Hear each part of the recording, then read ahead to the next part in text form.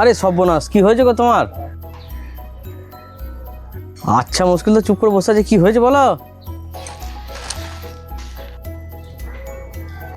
Motor cycle থেকে পড়ে গিয়ে হাত পা ভেঙে গিয়েছে, শরীর আমার ভালো নেই।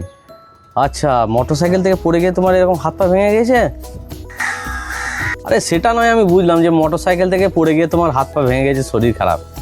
তা মুখে তো কিছু হয় না, মুখে তো বলতে পারো তুমি।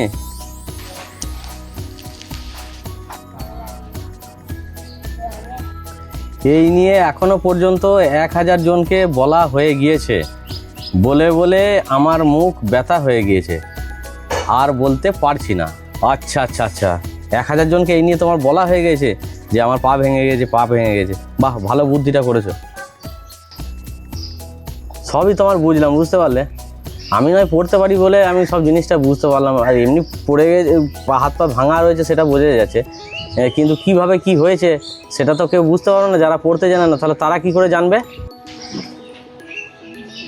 মোটরসাইকেল থেকে পড়ে গিয়ে আমার হাত পা ভেঙে গেছে, শরীর আমার ভালো নেই।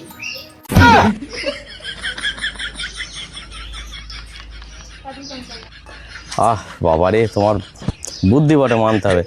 ঠিক আছে, এই গরমে গ্রীষ্মকালের দিনে বাইরে কেন বসে আছো? ঘরে গিয়ে রেস্ট নাও গা, শরীর খারাপ, এখানে কেন বসে আছো তুমি?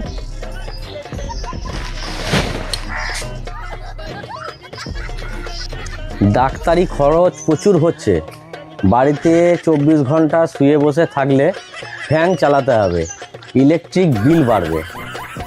এই বাইরে বসে থাকলে বিলটা বাঁচবে, যেটা আমার চিকিৎসার কাজে লাগবে, তাই আমি বাইরে বসে থাকি।